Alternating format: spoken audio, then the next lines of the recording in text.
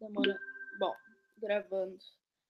Bom, estamos começando então a primeira parte da aula 4 do mini curso de teoria de uma introdução à teoria da demonstração dos cursos de inverno da FEFELESH da USP. Nossa aula hoje vai ser sobre a noção de necessidade, essencialmente no capítulo 4 do livro 1 dos segundos analíticos. Vou passar, então, a apresentação dos slides para começarmos nossa aula.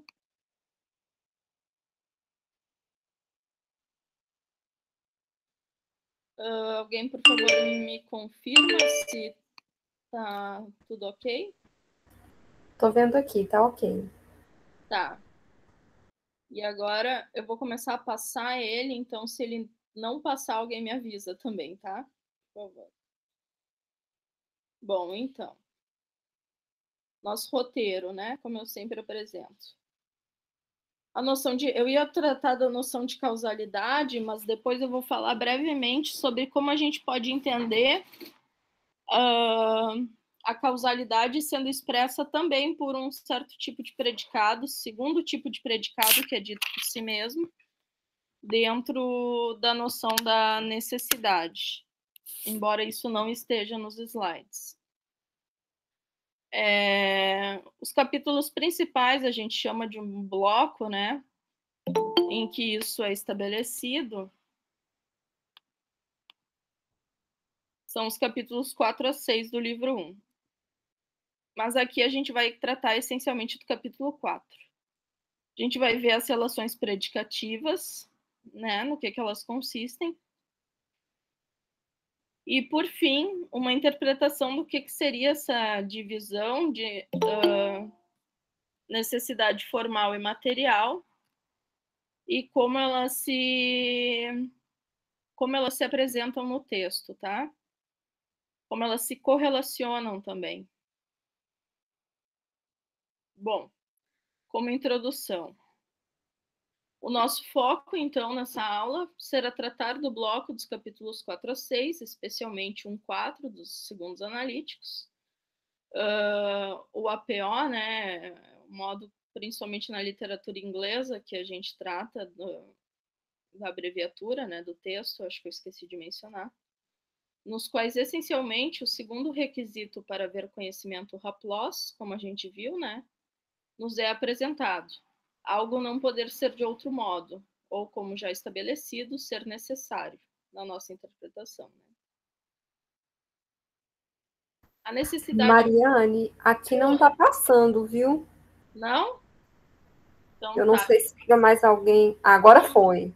Eu vou ter que passar a tela inteira, assim, então. Tem que deixar o slide grande e passar a tela inteira. Bom.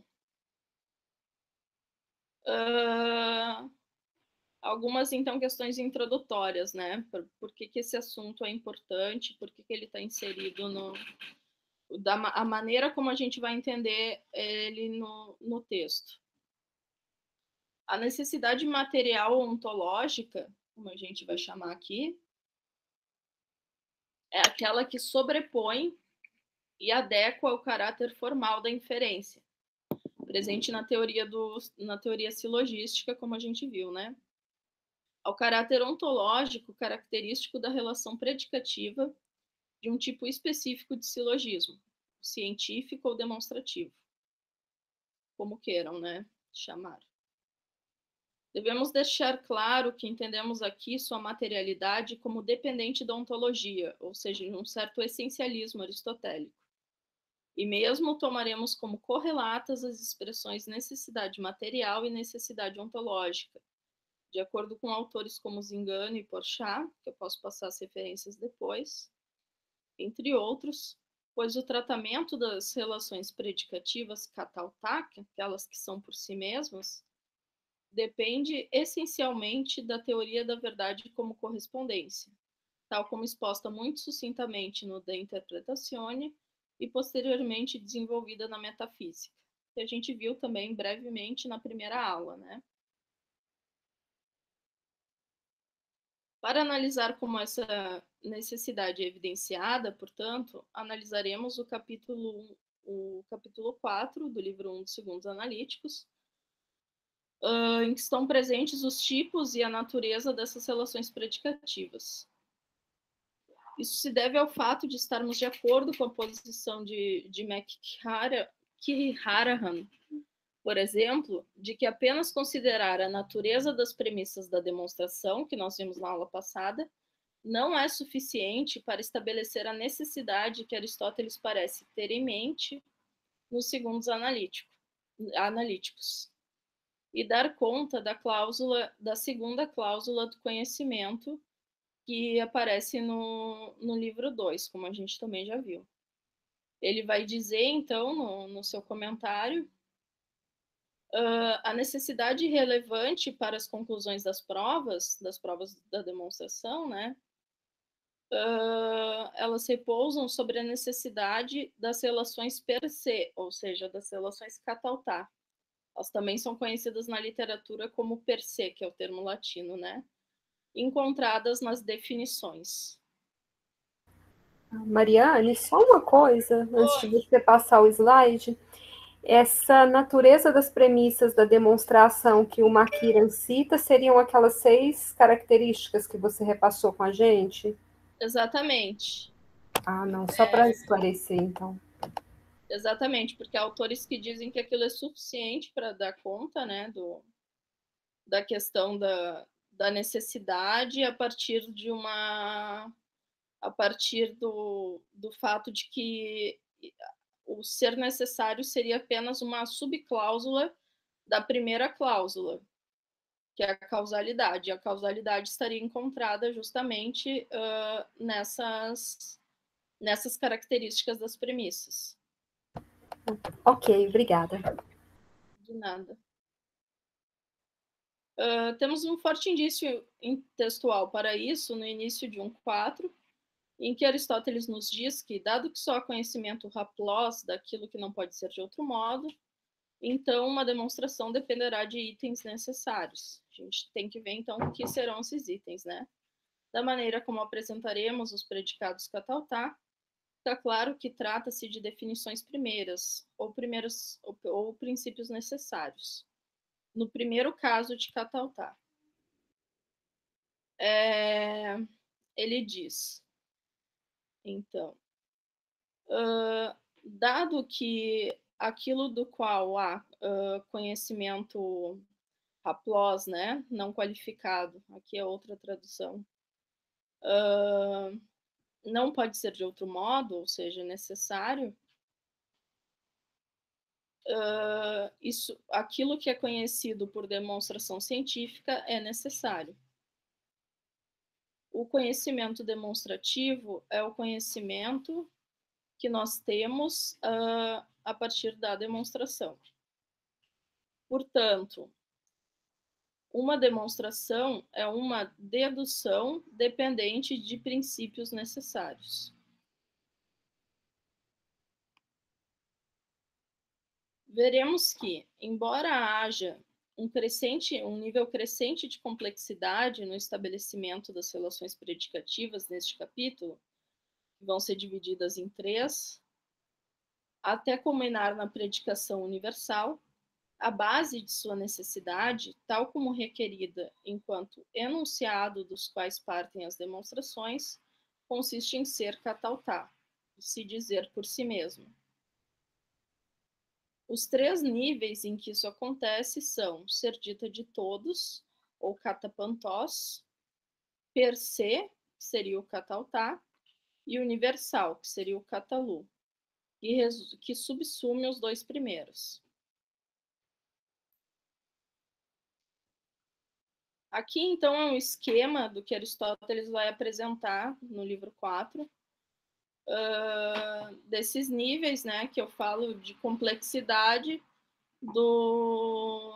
em que existem essas relações predicativas. Contudo, apesar de ser um nível de complexidade crescente que vai culminar no universal, digamos que o coração disso, ou o que permite, de fato, que a predicação universal exista, vai ser o segundo caso, aquilo que é cataltó.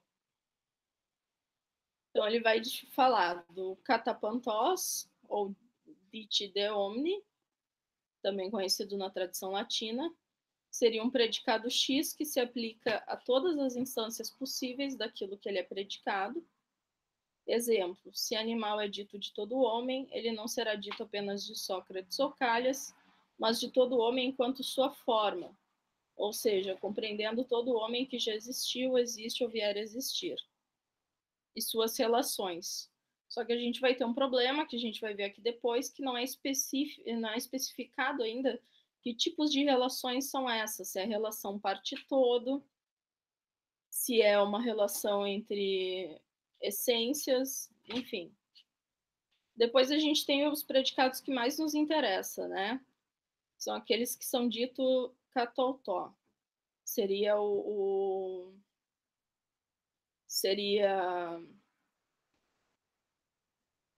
que seriam os per se. Eles se dividem em 4 tipos. Eu acredito que Aristóteles esteja apresentando, na mesma linha de Ross também, que ele esteja apresentando esses 4 tipos por um motivo de exaustão metodológica, como ele faz, por exemplo, em Metafísica Mística, já comentei em aula, de todas as possibilidades daquilo que pode se dizer por si mesmo, embora só os 2 primeiros tipos interessem ao que ele está desenvolvendo, e é o que ele de fato vai fazer. Os outros 2 vão estar presentes em outras discussões. O Ross ainda diz que o 4º sentido ele é dito só em virtude de uma completude dessa exposição. Então, o primeiro seria um elemento constituinte da definição de uma essência. Aristóteles vai nos dar o exemplo da linha ao triângulo. A gente vai ver com mais calma. Segundo, a própria caracterização do atributo é pertencer à definição do subjacente. Ele pertence per se a X. Exemplo. Para os atributos par ou ímpar, é a definição de número que vai mostrar o que eles são. Ou melhor, a referência à definição de número que nos permite saber o que é par ou o que é ímpar. Terceiro, substâncias primeiras ou individuais. Seria o sentido máximo de autossuficiência daquilo que é dito por si mesmo. Ele vai dizer, portanto, eu chamo de atributos per se aqueles termos que não são predicados de um sujeito. Ou seja, basicamente, a definição que a gente tem lá nas categorias do que é ser uma substância, né? Uma substância primeira, no caso. O 4º tipo, que eu pedi até para vocês lerem o texto do professor Porchat, em que ele discute esse assunto, é um certo evento que se sucede em virtude da essência de um subjacente, do que ele é. E esse evento se sucede necessariamente, né? Então, esse 4º exemplo, alguns autores defendem que ele vai funcionar justamente para os exemplos dos fenômenos da ciência. Contudo, essa não é a nossa leitura. Eu disponibilizei o texto do professor Porchat justamente para que vocês possam ver uma discussão mais acurada sobre isso. Eu não vou ter tempo de entrar aqui, mas a gente pode conversar sobre isso, obviamente, nas questões. E, por fim, a gente tem o 3º tipo de predicação, que é a universal, que é a predicação katolu, que é o que se atribui tanto de todos os casos quanto per se, e ainda de um tipo bem específico de per se, que eu não vou entrar aqui, que é o per se enquanto si mesmo. Portanto, é a predicação que toma como requisito todas as anteriores. Alguns comentários sobre o 1º tipo de relação predicativa, tá? Que como não é o nosso principal tema aqui, então a gente vai entrar pouco. Tomando como base a análise de Tomás de Aquino deste capítulo e paralelos dos primeiros analíticos, a primeira condição, ser dito de todos, é extremamente geral no nível da demonstração, podendo ser usada também em outros tipos de silogismos, como os dialéticos. É por isso que, embora sua formulação pareça semelhante à do universal, as condições a serem atendidas não são as mesmas. Podemos, em diversos contextos e sobre diversos objetos, isso só formulando um contra-exemplo, né, que não vai ser, obviamente, a exigência da demonstração, que não sejam objetos de ciências, da ciência, eternos e imutáveis, fazer atribuições generalizadas, como, por exemplo, esta pedra é cinza. É uma atribuição em que X pedra é dito de todos, a cor cinza, mas nada disso envolve necessidade nem universalidade. Afinal, pedra é um termo particular, seria uma substância particular, né? E cinza é um atributo acidental.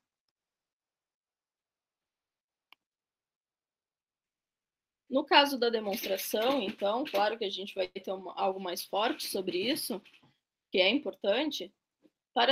Para algo ser dito de todos, de modo correto, é preciso atender a 2 requisitos. O primeiro é de que o predicado seja um dos atributos sempre atribuídos ao sujeito. Aristóteles ou atribuídos ao sujeito em sua totalidade, né? Aristóteles nos dá o seguinte exemplo. Se animal se diz de todo homem, então será verdade chamar isso de homem. Também será verdade chamá-lo de um animal também. Existe uma contrapredicação, né? E se o primeiro, e se temos agora, né, o primeiro, teremos o outro também. Teremos o último também. Ou seja, uma ideia de contrapredicação, porque estaria na totalidade do sujeito. Se é verdade que animal se diz de todo homem, toda vez que fizermos referência ao homem, faremos referência a animal. Isso vai parecer um pouco com a formulação do Perseum, mas a gente vai ver que não é. Pela crítica, por exemplo, de Filopono, que no comentário dele aos analíticos, ele vai dizer que não há garantia epistêmica para algo que se diz de todo, se não puder atender às instâncias que se dizem sempre do sujeito que é predicado. E para se dizer sempre, a gente precisa estabelecer a necessidade e a universalidade, que ainda não estão estabelecidas. Ou seja, deve haver a garantia epistêmica de que se predique sempre, necessariamente, de X. Como catapantós, esse primeiro tipo, né, de predicação, parece que temos apenas a garantia de que será dito o sujeito em sua totalidade, né, conforme a discussão em categorias 2, sobre parte todo. Não que todas as atribuições não acidentais possíveis estejam já garantidas por esse tipo de atribuição. Parece que apenas está garantido que sempre que tenhamos um certo A, B o acompanhará, um certo sujeito A, né? B, enquanto predicado, o acompanhará em alguma relação ainda não totalmente explicitada. Tal garantia, como veremos, por fim, só podemos ter se o predicado pertencer em virtude de si mesmo ao sujeito. Aqui, antes de entrar nos predicados cataltar, eu queria ver se alguém tem alguma dúvida sobre essas considerações iniciais. Não?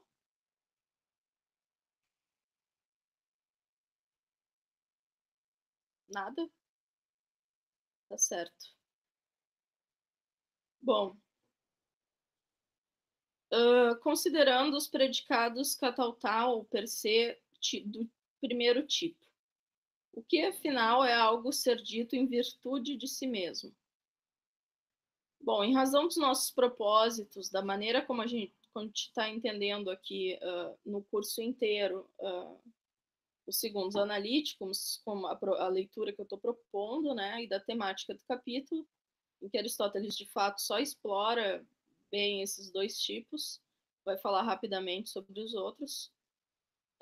Apenas os dois primeiros casos serão analisados enquanto tipos de atribuição, né? Um predicado estar ligado a um sujeito em virtude de si mesmo pode significar duas coisas. No primeiro caso, que está sendo tratado aqui, estar contido na definição do sujeito como seu atributo essencial e em virtude de si mesmo, ou seja, enquanto predicado. Aristóteles vai dizer: eu digo que algo se diz per se, por exemplo, a linha pertence per se ao triângulo e o ponto à linha, pois seu ser depende daquele, e eles são predicados nos enunciados que estabelecem o que eles são, o tiestin, né? Nos enunciados de definição. Neste caso, a relação de necessidade se dá pela relação essencial entre um sujeito e predicado. Trata-se de uma conexão entre um sujeito, Hyparchen, que é por si, e suas afecções ou predicados em uma relação que também é por si mesma, ou seja, não é acidental, em virtude da definição ou essência desse sujeito. Os sujeitos têm seu ser e sua definição, consequentemente, porque a gente também não pode... Depois eu vou falar mais sobre isso, mas quando se fala de essência, Aristóteles deixa bem claro em 2.10 que a definição ela é um enunciado da essência, ela não é essência mesmo, definida pelo predicado. A necessidade surge, portanto, da dependência ontológica do sujeito com relação ao conhecimento da essência do ou dos predicados, né? Agora, apenas levantando uma discussão na literatura, que vai ser apontado 3 possibilidades para essa relação de dependência que Aristóteles levanta, né, entre uma essência e seus predicados. Pode ser uma definição a partir do gênero e diferença, que é a leitura mais comum, um certo ser composto por, ou um ser determinado por. Aqui, eu tendo a ler, na contramão da interpretação mais natural do texto e também do autor, que lê no terceiro sentido, como o segundo sentido, como ser composto por, no que parece mais compreensível quanto aos exemplos de Aristóteles. Para explicar isso, eu vou tomar então o exemplo que Aristóteles dá mesmo. Se tomarmos a definição de triângulo como uma figura composta por 3 linhas, precisamos primeiro, na ordem ontológica, conhecer do que forma a linha, o ponto, e do que compõe o triângulo, a linha. Do ponto de vista da compreensão ou do conhecimento da essência, há uma noção subjacente de decomposição presente nesse tipo de predicado cataltar. O McHarren vai dizer que essa noção de ser composto por não daria conta do exemplo do ponto, pois pontos não constituem literalmente linhas, né?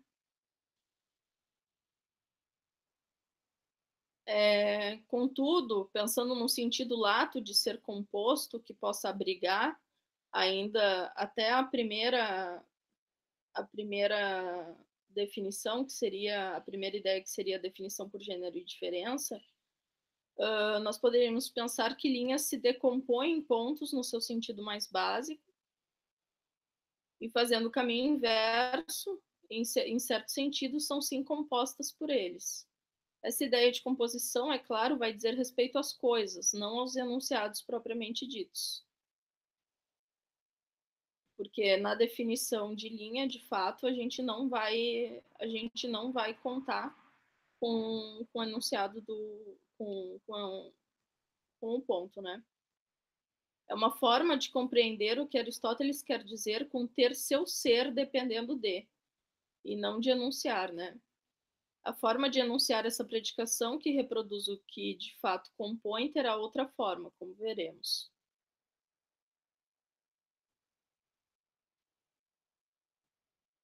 Tudo bem, pessoal? Alguma questão? Mariane. Oi. Oi? Travou, eu não estou ouvindo. Eu acho que mais alguém queria perguntar ao mesmo tempo. É a Cristiane aqui. Oi. Pode falar. Bom, a minha dúvida é o seguinte: da forma que você está interpretando aqui, não é necessário, então, que esse predicado esteja explicitamente na definição do sujeito. Então. Não, ele vai estar. Mas eu não tô falando ainda a ideia de composto, ela vai dizer respeito às coisas, como eu falei. Mas enquanto ela vai tomar a forma de uma atribuição, ela de fato vai ter outra forma. Eu vou apresentar isso em seguida. O enunciado, de fato, da predicação vai ter outra forma. Mas no nível cognitivo da compreensão das essências, a gente poderia tomar essa ideia até como uma forma didática ou de esclarecimento de ser composto, principalmente pelo que Aristóteles diz de ter seu ser dependendo de. Porque, de fato, linhas têm seu ser dependendo de pontos, embora eles não apareçam na definição de linha. Mas, sim, os predicados cataltá, eles precisam ter no enunciado os atributos essenciais. Eu não lembro exatamente a definição de ponto que a gente conseguiria tirar lá do texto de Euclides, mas eu acho que dava para extrair alguma coisa com a definição de linha, desculpa, como limite entre pontos, por exemplo, alguma coisa assim. Talvez se você fosse decompondo os termos que aparecem, aí você conseguiria chegar expressamente no ponto. Exatamente, é essa a ideia. Tanto que podemos pensar que linhas se decompõem em pontos no seu sentido mais básico, né? Ou no seu sentido, no que eu chamaria de sentido metafísico, digamos assim, ou ontológico.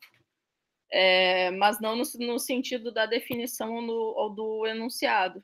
E daí, é por isso que eu leio como a cláusula do ter seu ser dependendo de a ideia de ser composto. E me baseando justamente na definição lá do Euclides mesmo. O Euclides vai dizer que o ponto, ele de alguma forma, ele não se comunica, né? Em última análise, ele é o elemento último. Mas, de toda forma, as outras coisas se decompõem, né? Em pontos. Certo. Não, beleza, obrigada. Imagina. Mas tinha outra pessoa querendo perguntar, que a Cris mencionou?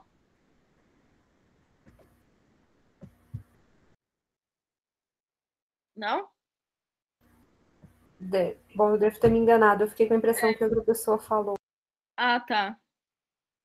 Vou seguir, então.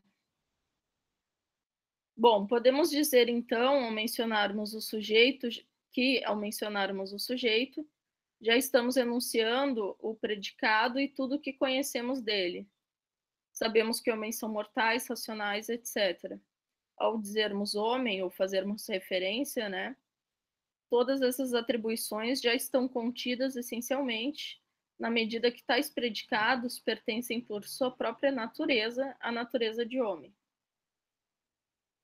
E eles também Então, a relação de per se está tanto no predicado quanto na relação que ele estabelece com o sujeito. Eles são extensão de seu conceito, né? Em outra formulação, podemos dizer que o predicado está contido analiticamente no sujeito. Não podemos, contudo, confundir o enunciado, aquilo que eu estava tentando falar, ou a noção de predicação, como já mencionado aqui, com a ideia de que é um TST, ou seja, uma essência, né, sem mais, presente no ponto de partida da demonstração, uma vez que uma essência não é uma entidade linguística. Em 2.10, Aristóteles deixa claro, a definição é dita, né, como um enunciado verbal do o que é, da essência, né? Será, portanto, um enunciado daquilo que é a essência e dos atributos que estão nela, que, portanto, vai revelar, né, os atributos que estão nela, contidos através do qual, pela compreensão dos atributos, compreendemos a essência que figura como sujeito.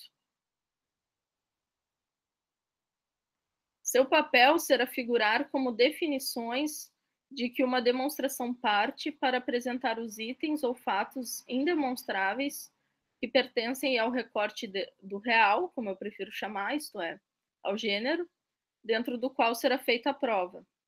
Tais definições, ao apontarem ao determinado gênero ao qual pertencem, uma vez que não podem, obviamente, ser objeto direto de prova, né, conforme a discussão lá do livro 2, devem, de certa forma, já acarretar o que a partir delas poderá ser demonstrado. Aqui a noção de acarretamento como uma certa implicação, né? Ou não só implicação, mas uma habilitação, digamos assim. Pois justamente elas vão adequar o gênero. A partir do momento em que elas são dadas, o que pode ser demonstrado vai ser dito com relação a elas, por recortarem o gênero, por estabelecerem o gênero, né, da demonstração. A necessidade de introduzir esse primeiro tipo de predicado per se na ciência demonstrativa pode ser entendido como a necessidade de apresentar os fatos indemonstráveis que pertencem a determinado gênero e que se coadunam aos enunciados de essências para formar os pontos de partida da demonstração. Agora eu vou apresentar o segundo tipo de predicado cataltado. Mais alguma dúvida sobre esse primeiro tipo? Na verdade, ele vai ser muito importante para estabelecer a demonstração. Infelizmente, por falta de tempo, eu não vou conseguir apresentar tudo que eu queria, mas isso está diretamente ligado a um artigo que eu estou desenvolvendo. Então, se quiserem discutir mais sobre isso, teremos tempo. Bom, os predicados cataltal per se do tipo 2, que Aristóteles vai nos dizer, né? O segundo caso de predicação está intrinsecamente ligado ao primeiro. Enquanto no primeiro encontrávamos o predicado ao enunciar o sujeito, ou conhecer a definição, pois o predicado se diz do sujeito em virtude de ser seu predicado, no segundo caso, Aristóteles nos diz que alguns sujeitos não podem ser definidos sem fazer referência à natureza de seus predicados. Neste caso, os predicados são ou se dizem do sujeito em virtude de si mesmos, com sua definição sendo dependente da definição do sujeito. A gente vai ver melhor como isso acontece. Ele diz, então, também eu digo, também todas as coisas que pertencem a eles, ou seja, esses itens, né, das quais eles são predicados em razão de indicar o que é, né, a essência, pertencendo per se. Por exemplo, aqui essas aspas estão fora do lugar, me desculpe. Continua a citação. Por exemplo, o reto, né, a retidão pertence à linha, e também o circular. E o ímpar e o par pertencem ao número. E primo e composto e equilátero e oblíquo. Bom, tomando só o exemplo do número, então. Esse exemplo eu vou desenvolver longamente no meu texto, porque ele é bem importante, mas aqui infelizmente, eu tive que trazer bem de maneira sucinta para vocês. Para o ímpar, só podem ser ditos, ter seu ser compreendido, em relação ou a partir da definição de número. Trata-se de predicados que só podem ter seu sentido explicitado e ser conhecidos a partir da exposição e em razão daquilo ao qual pertencem por si mesmos. Mas aí vai haver um problema também, né? Nós não podemos ter definições disjuntivas, né, em Aristóteles, então não é todo número que vai ser dito par. Então, par tem toda a sua essência contida em parte da essência do sujeito, que é o número. Então, ele não vai, ou ímpar no mesmo caso, né? Ele não vai ser coextensional com a noção de número. Ele vai pertencer em parte, digamos assim, né? A totalidade da sua essência pertence em parte na essência de número. Isso, contudo, vai nos permitir uma coisa muito interessante, que justamente esse segundo caso seja complementar ao primeiro e figure como termo médio das definições, das demonstrações. Porque na medida em que ele não é coextensional, porque a coextensionalidade ela não permite que a definição seja demonstrável, ele vai permitir que nós tenhamos aqueles atributos demonstráveis que vão figurar na estrutura triádica, né, ou como termo médio da demonstração, como a gente viu a estrutura demonstrativa, né.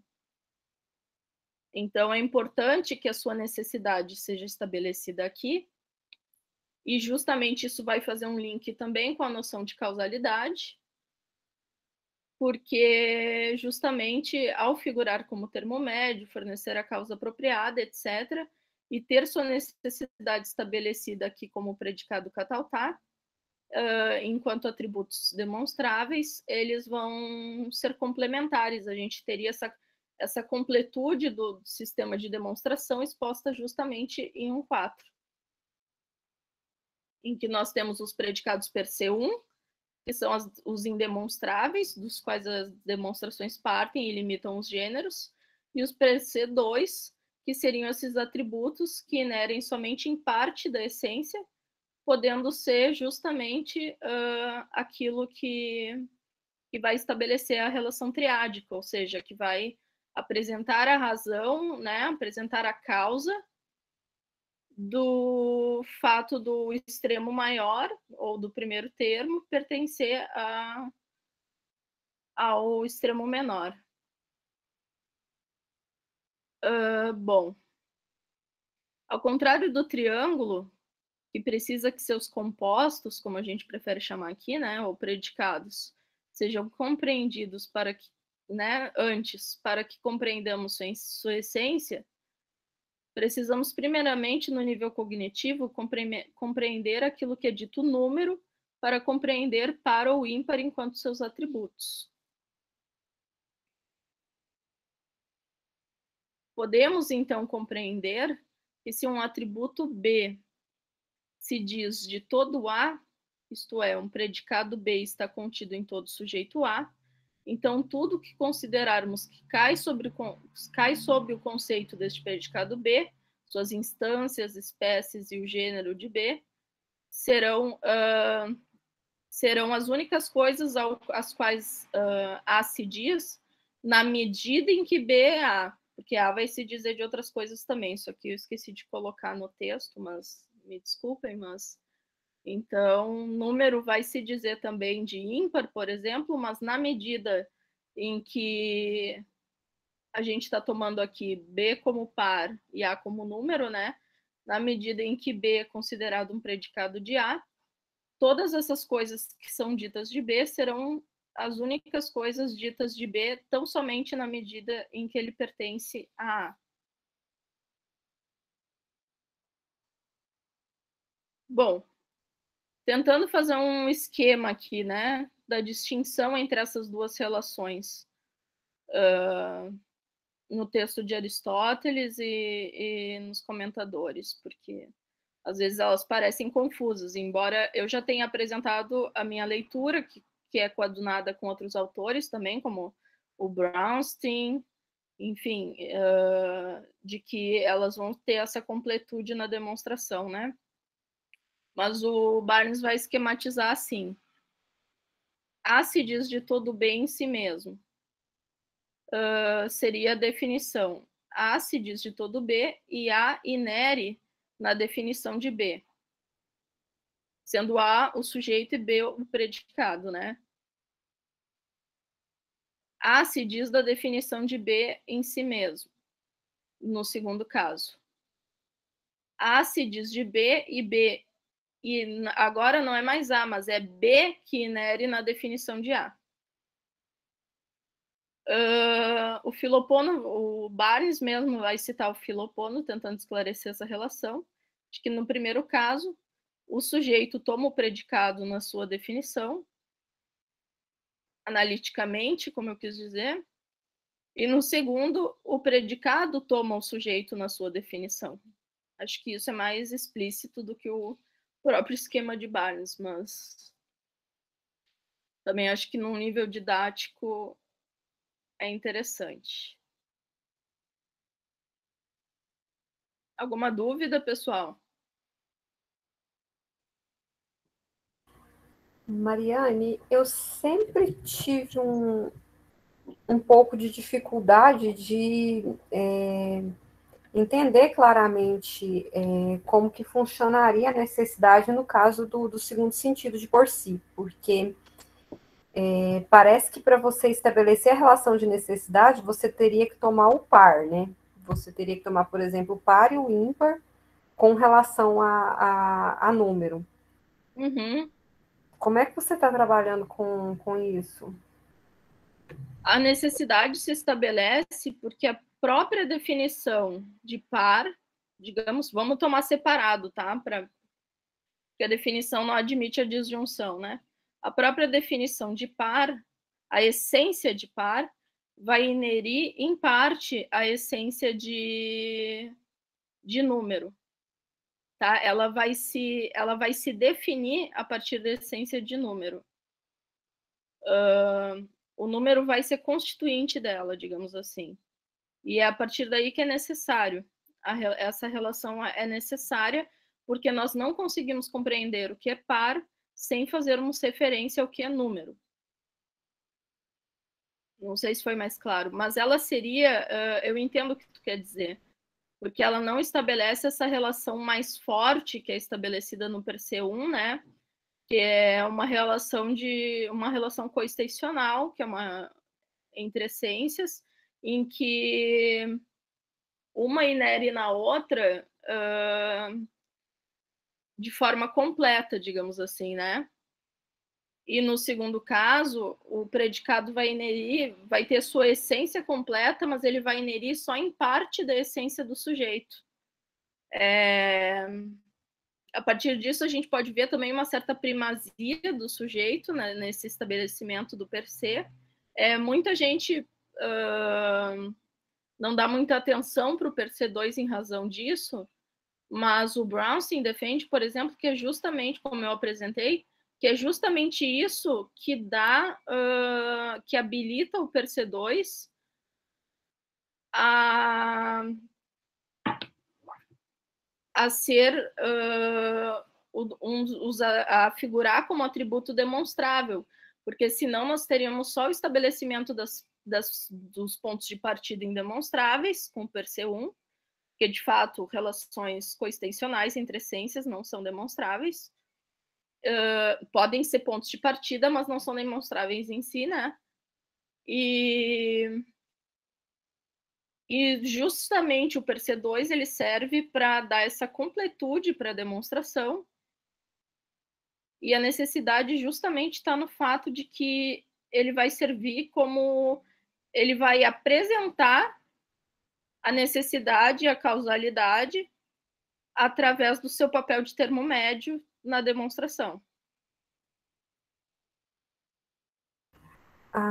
Você entende, então, como o Bronsted, que os atributos por si dois seriam tipo os termos médios, então, lá no caso do... Exatamente, que daí teria uma ideia também de causalidade. Ele dá um exemplo muito bom, porque ele diz assim, bom, nós pegamos um per C1, que seria a definição de eclipse, tá? Que seria o recorte do gênero ali do que a gente quer demonstrar. Tudo bem, ele está pegando um fenômeno, mas como são os exemplos que a gente tem, o que seria o atributo demonstrável, um per C2 de eclipse, que inere parcialmente na essência de eclipse? Seria a interposição da Terra pelo Sol. E é justamente a partir disso que a gente constrói a demonstração de maneira adequada. Tanto no requisito da necessidade quanto da causalidade. Porque não é só pelo fato de ser causa, mas também por pertencer, em parte, à essência de eclipse. É isso que habilita a interposição da Terra pelo Sol a ser predicado de eclipse. Certo. No caso, semana passada eu estava relendo aquele artigo do Angione, que você até indicou para a gente, e o Angione levanta a possibilidade lá de que termo maior e termo médio fossem coextensivos, né? Que não encaixa com isso daqui no caso, né? Não. Não, acredito que a noção de coextensionalidade aqui, que eu estou tratando, seria só dos indemonstráveis.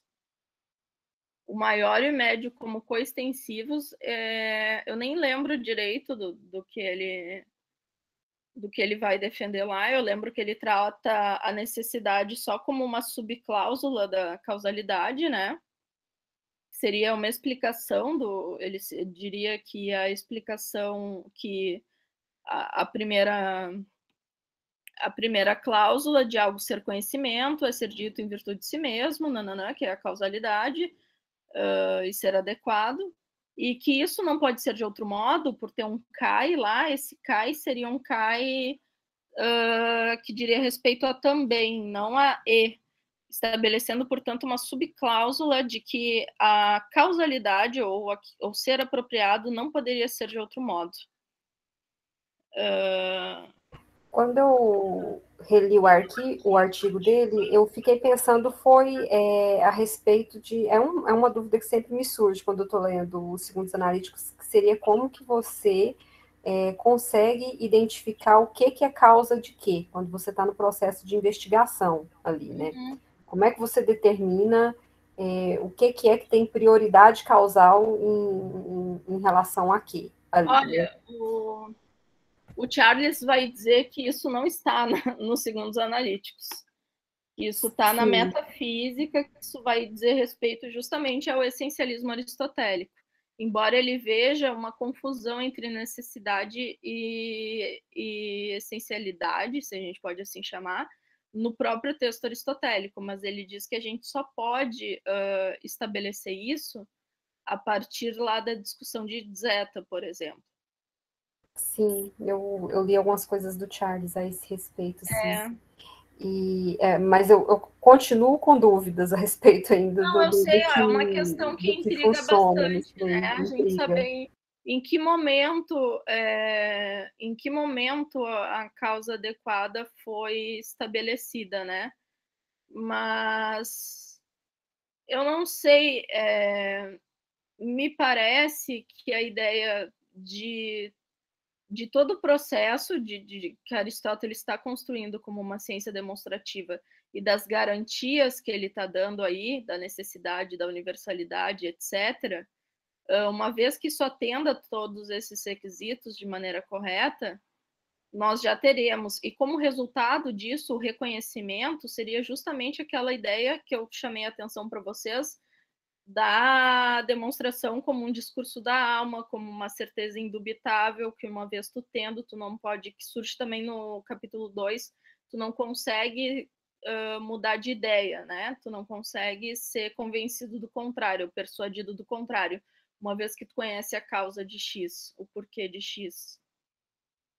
Sim, é por isso que assim que eu acho até que o meu incômodo com isso vem daí, porque me parece que para que o Aristóteles defenda que a demonstração seja capaz de te garantir essa segurança, sabe, de te dar essa segurança, eu fico sempre procurando dentro dos analíticos, apesar de que o Charles diz que não está lá, me parece que esse texto deveria fornecer alguma ferramenta para que você conseguisse trabalhar com essa prioridade causal. O que é prioridade em termos de quê? Principalmente quando a gente bate nessa tecla de que a gente já não está falando apenas de uma obra que preza por uma necessidade formal, mas por uma necessidade material também. Exatamente. Sabe? Então, esse é uma dificuldade que eu tenho com o texto, que eu sempre fico procurando, tentando encontrar alguma coisa que possa levar para isso. Eu acho que somente nos segundos analíticos, porque é impressionante, né? Mas Aristóteles, ele menciona muito o que se deve conhecer pela causa, mas ele trata pouquíssimo sobre causa, na verdade. Exato. E aí, eu acho que a principal passagem é lá entre 2:16 e 17, se eu não me engano, né? Que ele vai parar e vai falar um pouco sobre isso. E eu vejo também em 1:10, quando ele fala sobre a adequação dos princípios, também uma noção de como, uma dica ali de como que a gente deve encontrar o que é apropriado para demonstrar, tá? Mas eu acho que ele está preocupado, construindo a sua ciência demonstrativa, em fornecer esse procedimento correto, né? Digamos assim. Como a gente pode ter essas garantias, etc. Mas daí a discussão do que é causa a gente vai encontrar em outros lugares. A questão é que, aparentemente, os segundos analíticos foram escritos bem antes, mas isso não quer dizer nada que Aristóteles já não tivesse em mente diversas coisas sobre a discussão de causa da metafísica. E também acho que está muito ligado a, se a gente for tomar algum texto anterior, a teoria da verdade com correspondência e ao próprio texto das categorias. Eu acho que aí já dá para tirar algumas coisas também. Sem chamar de causa ainda, mas encontrar aquilo que se torna apropriado para responder o porquê, né? Sim. No caso, por exemplo, do silogismo do eclipse, por exemplo, então ali, o termo médio interposição da Terra. Nesse caso, então, eclipse se atribui à interposição da Terra se atribui à Lua, eclipse se atribui à Lua? Não, interposição da Terra se atribui a eclipse, porque primeiro ela vai figurar como predicado na primeira premissa, né? Tá. Interposição da Terra se atribui a eclipse e Lua se atribui à interposição da Terra pelo Sol, né? Ok. Daí disso a gente tem e ele vai dizer justamente isso, que isso é um exemplo de per se 2. E o que habilita ele a ser um per se 2, nesse caso, é justamente pertencer, em parte, à essência de eclipse. Já vai definir o gênero do qual ele está sendo demonstrado e fornecer a adequação causal, se assim a gente puder chamar. Não, ok. Agora, como a gente verifica isso, a segurança epistêmica disso, eu estou de acordo contigo, ela é difícil de estabelecer a partir só dos segundos analíticos. Eu acho que daí tem que ir para a metafísica. E o Charles, lá no Aristotle, o Meaning and the Sense, se eu não me engano, né? Essence and Meaning. Essence and Meaning, eu sempre confundo. Já li tanto aquele livro que eu já esqueci o... ele tem, agora eu não lembro mais as páginas, eu vou procurar se tu quiser.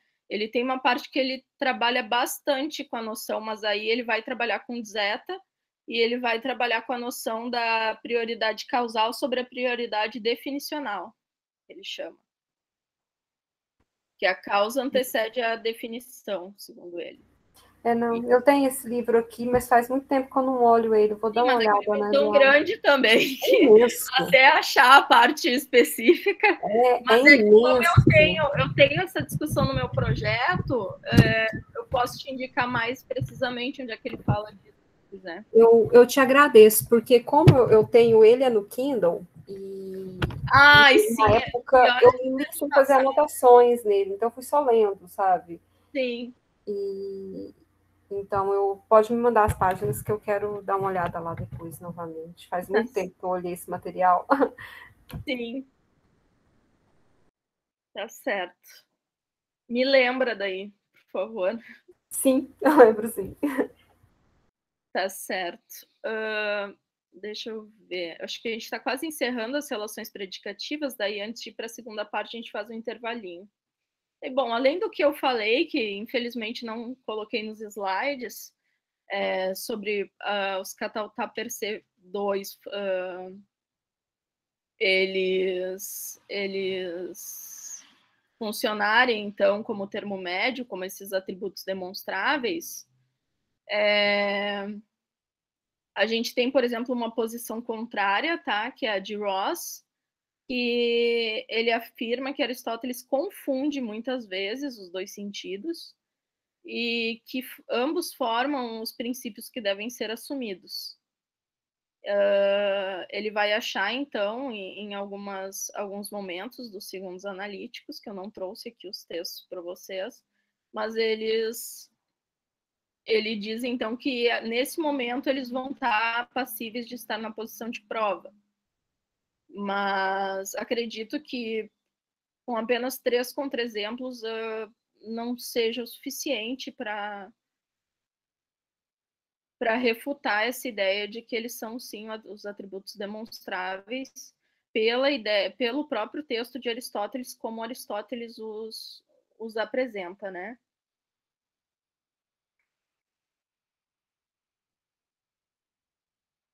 Bom, por último, passando bem rapidamente pelos catulus universais, só a título de completude da exposição, porque o que nos interessa mesmo são os cataltá. A predicação universal é dita.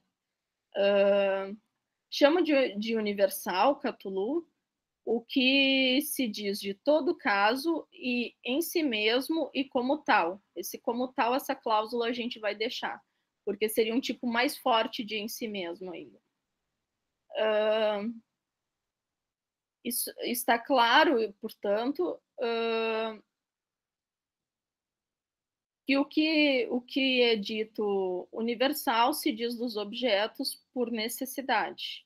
Então, aqui ele estabelece, né, por fim, que esse nível crescente de relações predicativas, tanto aquilo que é dito de todos, quanto os cataltá, o que é dito por si mesmo, serão as condições necessárias para algo se dizer universalmente e aquilo que é predicado universalmente vai ser necessário. Fica claro, finalmente, que as relações predicativas anteriores, que haviam sido estudadas e estabelecidas, estavam sendo elencadas em um certo acréscimo, nas palavras de Ross, para servirem de condições necessárias e suficientes da predicação universal, na qual a necessidade material se apresenta através dos predicados per se. Tal trajeto parece ter sido necessário para apresentar as camadas em que as relações atributivas acontecem, e de maneira cada vez mais criteriosa e rigorosa, porque a gente viu lá no primeiro que ainda podia estabelecer qualquer tipo de relação, não necessariamente uma relação por si mesma, extrair de cada tipo de relação o que poderia contribuir para ver a necessidade específica da universalidade dessas conexões. Resumindo, então, o trajeto do capítulo 4. Só um minuto. A predicação, para ser universal, deve ser aquela tomada de qualquer instância de X e que será verdadeira e com respeito ao que é primeiro na ordem do conhecimento. Isso se deve ao fato de que ela será dita tanto de um X em sua totalidade, né, o catapantós, quanto de um X por si mesmo, em uma relação predicativa necessária. O exemplo que Aristóteles nos fornece é o do triângulo. É dito que não conseguimos predicar ter dois ângulos iguais de um isósceles qualquer, pois a noção de triângulo é primeira e mais fundamental que isósceles. Contudo, há algo mais fundamental que triângulo, que é a figura. Porém, não é toda figura que tem dois ângulos retos. Portanto, será universal demonstrar do triângulo que ele tem dois ângulos retos, mas não da figura. Então, nesse exemplo, fica claro por que o tipo predicativo estudado ao início do capítulo, o catapantós, não bastava. Não basta predicar de todos, mas do que se pode predicar sempre. Também não basta se predicar do que se atribui de um modo qualquer, mas do que é primeiro, ou seja, essencial, adequado e dito por si mesmo, na atribuição. E também aqui também tem uma noção de adequação, né? Porque a figura, embora ela seja anterior ao triângulo, contudo, ela não vai conter os predicados ditos por si mesmo, que a universalidade requer para que um triângulo seja corretamente predicado. Bom, aqui eu vou passar depois para a questão da necessidade formal e material. Até agora, dúvidas, pessoal? Eu vou fazer um intervalo entre um assunto e outro. Então,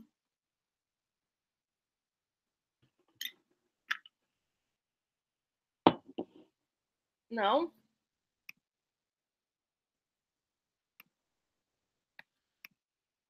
Vou passar a lista de presença para quem me pediu. Tá aí no chat. Bom, vou parar a gravação, então, dessa primeira parte.